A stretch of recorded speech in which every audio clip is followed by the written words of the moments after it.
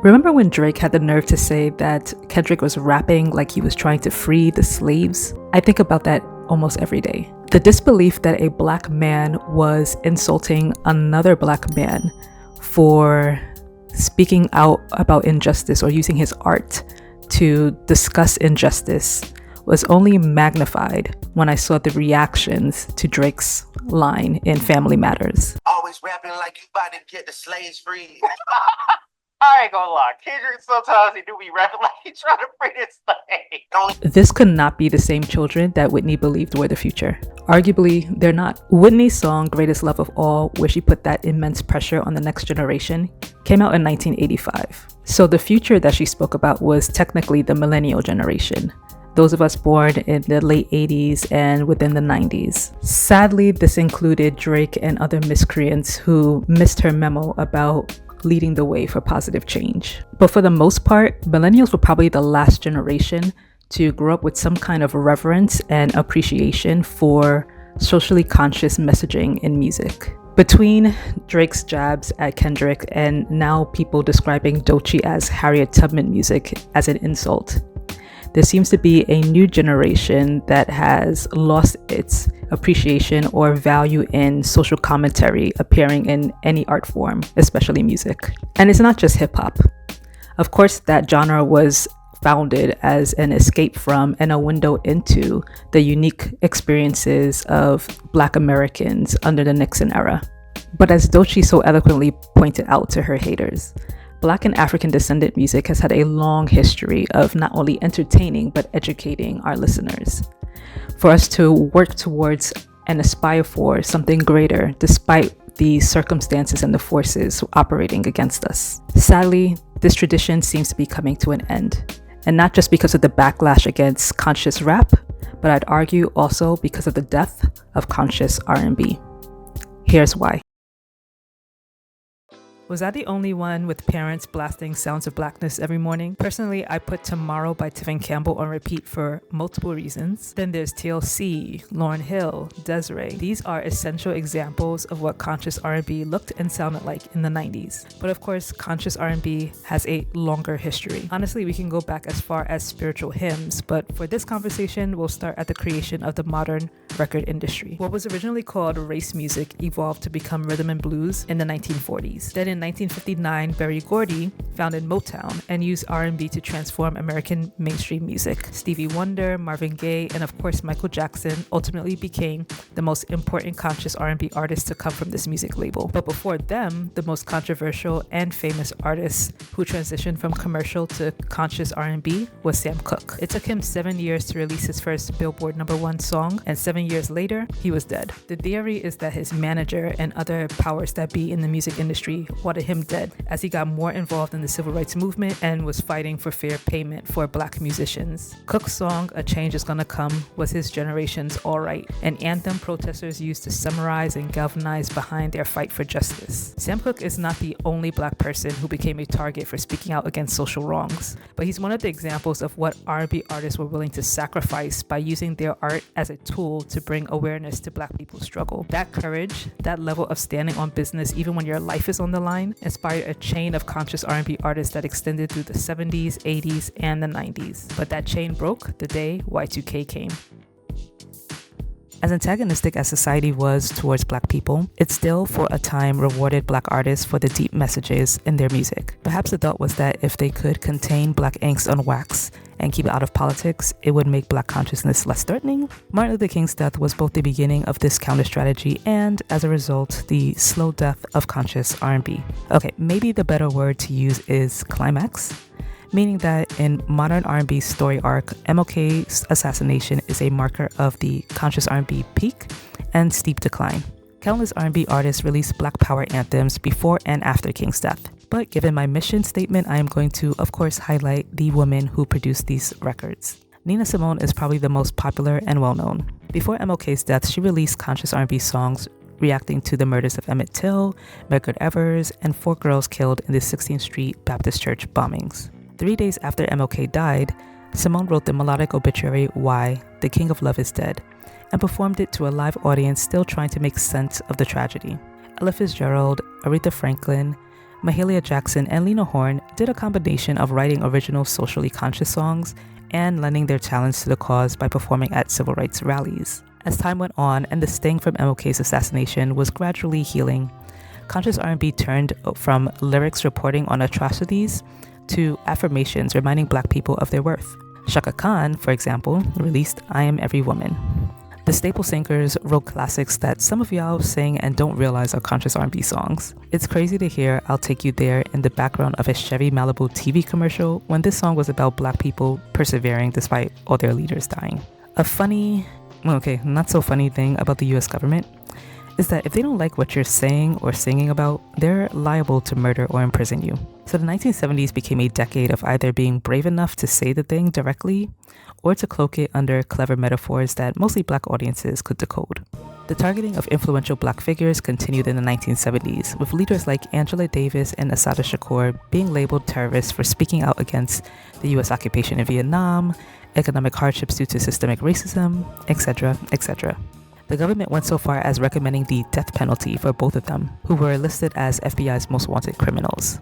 So it's no wonder that white audiences would end up singing songs delivering social commentary on this environment while remaining woefully unaware of the underlying messages. Black artists mastered saying the big thing aloud yet quietly, so much so that songs became irresistibly catchy to the people being criticized in them.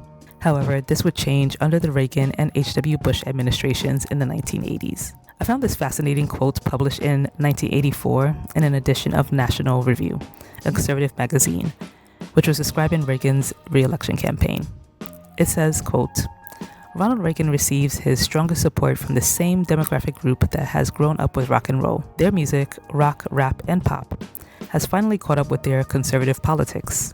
There are clear signals that the trendy leftism of rock in the late 60s and 70s has faded. Hip-hop culture is an update of the Mickey Rooney/Judy Garland music ethos. Rap hits like What People Do for Money and Life in the Fast Lane ridicule the swinger, hustler, hero of the disco years. White musicians and white radio stations have abandoned long message songs for the shorter, boppier, brighter styles of the early 60s. There's a lot of shit being said in these 4 sentences that I'll need time to unpack. Just calling hip-hop Mickey Rooney/Judy Garland music is wild AF as a statement on its own. The TLDR of it all is that it's alluding to a shift away from liberal social justice themes in the music taste of most whites, and among a growing number of Black Americans too. That to an extent may be true based on shifting political views. But what I don't like about them is that when we Blacks have business, they don't patronize us. We have little businesses going too. Small business, of course, but we need their business as much as they need ours. An ABC News Washington Post poll published in 1990 revealed that 60% of Black Americans believe that, quote, despite discrimination, if they tried harder as a group, they could be just as well off as whites. Some would probably attribute this to the libertarian or neoliberal pull yourself up by your bootstraps mentality. However, that same poll found that more than half of Black Americans still believe that under-resourced and marginalized Black communities, quote, deserve special assistance from the government because of past discrimination. Although it's worthwhile to note that it was just 52% of Black Americans polled, not an overwhelming majority. Side note, 64% of white Americans polled didn't think Black Americans needed additional support due to discrimination, and that was up 30 points from almost 10 years earlier. No surprise there. So, why all of this data?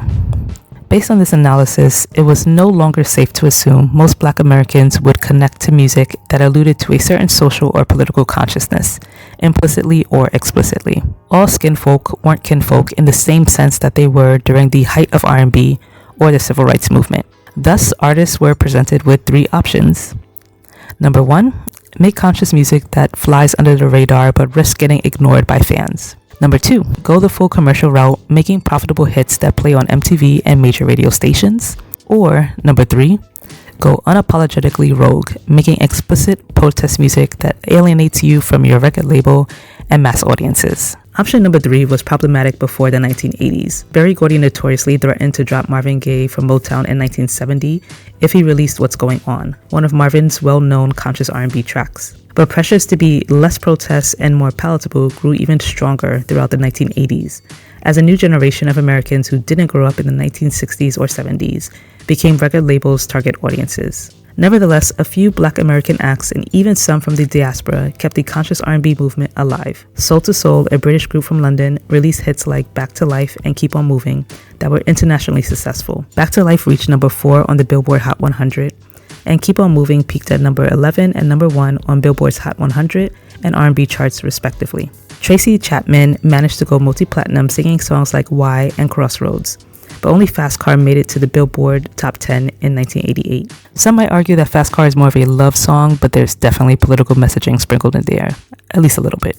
But most importantly, in my humble opinion, was my all-time favorite album by the one and only Tabitha Joe Janet Jackson, a project called Rhythm Nation. It blended the prototypical pop hit production with easy to rattle off hooks delivering punchy and catchy political ideology. Rhythm Nation was released close to the last quarter of the last year of the 1980s, closing out the decade with a conscious R&B album that sold 12 million copies worldwide, peaked at number 1 on Billboard, had 7 singles in Billboard's top 5 rankings, and became the top-selling album of 1990, which is a great transition into my next and last point. They not like us. They not like us. They not like us. All right, we're going off script, guys. To summarize my thoughts on this video, which will hopefully not be too long, we're not like ourselves anymore. It's not just Drake who's not like us. We are not like us. There was a time where Black music, I want to say, but I also want to just say rhythm and blues, because I know that there could be different people singing it. There was a time where it was understood that it can have messaging and it wasn't so extreme. It wasn't seen as something out of the ordinary or maybe niche or maybe indie as it would be now, especially after the aughts. It was something that was baked into the fabric of that style of music. And as society changes and as our views and opinions of how we build community or how we see ourselves amongst each other changes, that has been reflected in the way our music is produced now. Going back to the very, very last point of the last chapter about Rhythm Nation. Rhythm Nation was like that. Do you remember Grey's Anatomy, where that episode where I forgot whose husband or fiance was dying, but then he had that sudden surge of alertness right before he literally then just passed away and died? I think I actually wrote down the name of the term. Hold on 1 second. Yeah, it's called terminal lucidity. So you have that last spark of alertness before you go on to glory. And I felt like that was what the 90s were for R&B. So Rhythm Nation does all of these amazing stats, does well on the market. So obviously there's an audience for this kind of content. And so people, record label executives are more willing to push that kind of music out into the market. Also, you have on the other end of R&B, hip hop or rap being used to spread political messaging. So you have people like Queen Latifah, you have that whole crew, I forget the name of it right now off the top of my head, but I'll have it on the screen, that came together, that collective that came together to sing these songs about knowing our heritage as Africans, that were brought in as slaves and things of that nature. You have Public Enemy being very explicit about who they like and who they don't like politically. And then you have NWA. And I think that's where we start to see the decline. For all intents and purposes, NWA did have some messaging behind some of their songs, regardless of how you feel about the delivery, and then also what other kind of issues or topics that it was couched underneath. But all of that put to the side, NWA had some kind of messaging to say about how Black men were being treated in LA, and frankly, you can spread it across the rest of the United States. But as you see more Black Americans changing in their political views, leaning more on the Republican side, maybe you can just say leaning more on the conservative side, and also leaning more on the neoliberal, libertarian side, you have them looking at hip hop as a cancer in the community, as something that is starting to infect the youth in a bad way, trying to push them in a direction of, in their opinion, crime being lawless individuals and not setting a good example for the Black community in the eyes of the public. Really, they mean white America. And so to counter that, because, we had the people who were breaking the rap CDs, protesting against hip hop, to counter that, you have that one last push of conscious music through a more palatable, more safe, more respectable vehicle of conscious R&B. That's when you get songs of blackness. That's when you get songs of blackness. That's when you get that song that D'Angelo wrote, but Tevin Campbell and a bunch of other R&B men sang. You will know. I'll have the information again on the screen so that you can see it. But you have those songs being really popular, especially let a good movie come out about, youth making bad choices and seeing the results of it. And then the soundtrack will also have songs on it that have some messaging behind it as well. So that's where that surge comes from.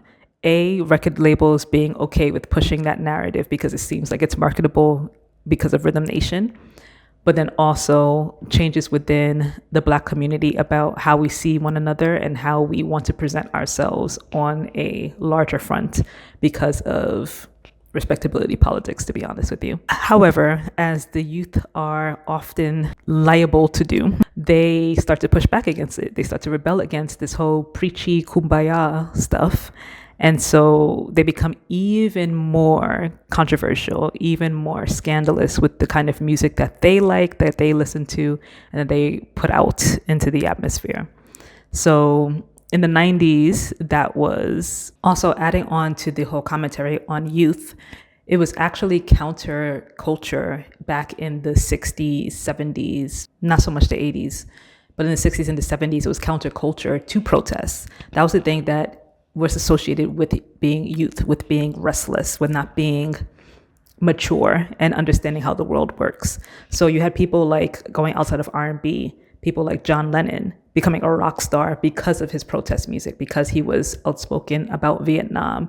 And you have his songs like Give Peace a Chance and Imagine going to the top of the charts because of that. Also, he would make songs about people like Angela Davis, something that was definitely rebellious because as a white cis hetero male, you wouldn't do something like that in the 60s and the 70s. That was taboo.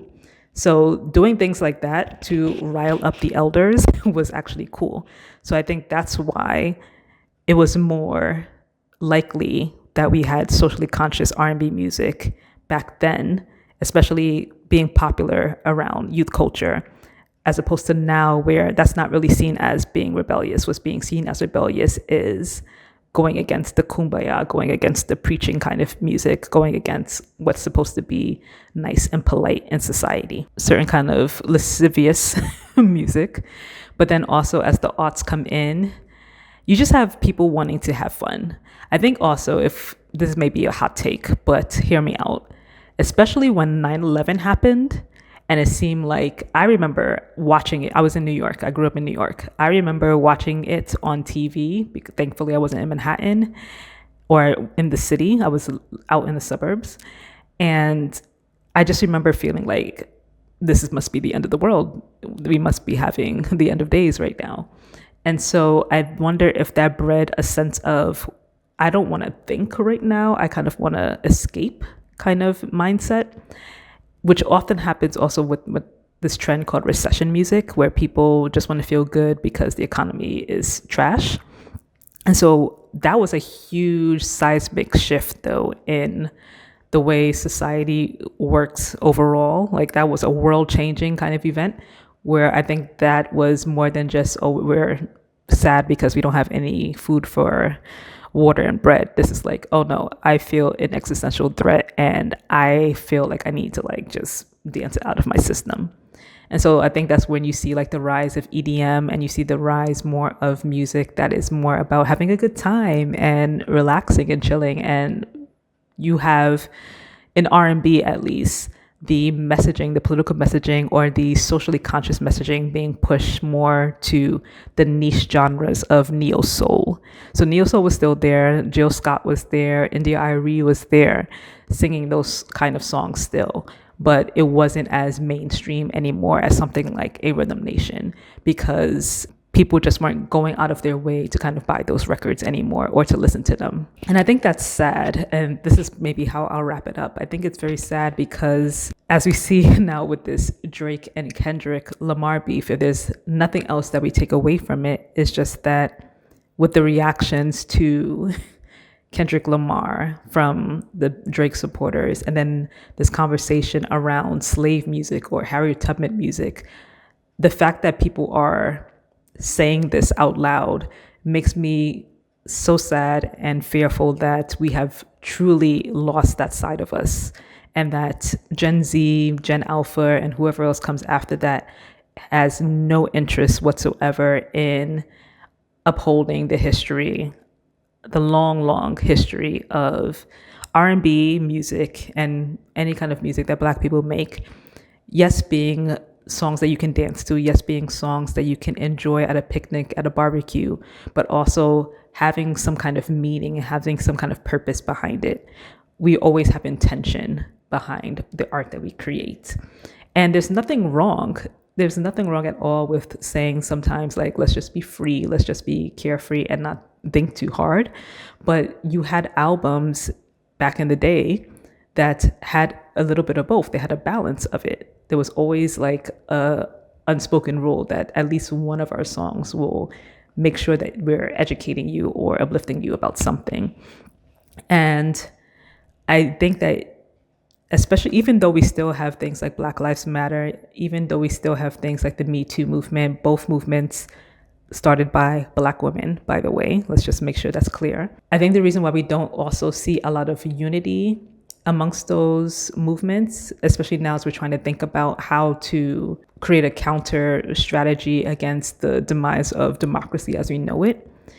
I think the music is also, and the way that people are reacting to so-called slave music by certain kind of artists, is a symptom or indication of the fact of that we don't have unity anymore in this Black community. It's an indication of the fact that we're very, very hyper individualistic now. And that makes me sad. That makes me worried about the next generation, how they're going to, and again, it doesn't have to be so deep. I'm just talking about just how to survive, and how to make sure that all the gains that were made by those artists that I had mentioned earlier in the video, and plus the political leaders that they supported, are not lost. That those gains that they died for will not go in vain, that they won't just disappear because of a lack of awareness, a lack of understanding, and a lack of unity. Is there anything else that I want to say about this? I think that was it. I think that we're not like us anymore. It makes me sad. There used to be this market and this understanding for this kind of music back in the day, and it seems like it's lost to the archives now. And I hope maybe this video will be a lesson for you youngins that are watching, that you'll see why someone like Kendrick winning this battle, number one, because he did win, and then also doing it in a way, put aside that there are some cognitive dissonance, there's some cognitive dissonance between what Kendrick stands for and some of the things that he has supported or the people that he stood behind. That puts it aside. It is important to me that Kendrick won this battle because it makes me feel like maybe there is just a little bit of hope for the youth that will hopefully look at him and say, well, you know what, I respect that. Let me go look at his catalog. Let me go look at what inspires him to make the kind of music that he makes. Because Kendrick is a student of jazz. He's a student of, this old school type of music in his sampling and also in his production and his storytelling. And so I know that someone like him is definitely one of the last beacons of hope that we have, and one example of that era and why and what kind of impact it had on the creatives that came after all of those legends that I talked about earlier. And I hope that it's not a dying breed. With Doechii, it seems like it's going to continue, and I hope so. And I just hope that her peers recognize what she's doing and appreciate it, and don't see it as her being an 1800s slave on a plantation. But let me know what you think. Do you remember any of these songs that I mentioned in the video? Did you enjoy listening to them when you were growing up, or did you think it was too preachy? Do you think that conscious R&B was a thing and has died? If so, how do you feel about it? Or do you think that R&B hasn't really been that much around political messaging? And if so, explain your thoughts. I would love to hear it in the comments. By the way, if you have subscribed to this channel, thank you so much for joining this community. I hope that you are watching all the other videos on this channel and find it to be nourishing, find it to be educational, find it to be of value to you. And thank you so much for making that last video that I uploaded, I guess essentially go viral on YouTube. I am truly amazed by a video that I kind of haphazardly didn't think anybody was going to want to watch it, is now the most successful video on this channel right now. And it really means a lot to me. If you're not subscribed already, please hit that subscribe button. Please like this video and share it with others if you enjoyed it and found it educational. Especially share it with the youth so that we can keep hope alive and we don't lose the traditions that our ancestors gave to us in terms of music with a message. And I hope to see you when the next video is uploaded. Make sure you're subscribed to the newsletter also, because I'm going to write a more in-depth analysis of this whole conversation on the newsroom that's on the website, and you'll get an alert once that's published. Thank you all. See you again soon.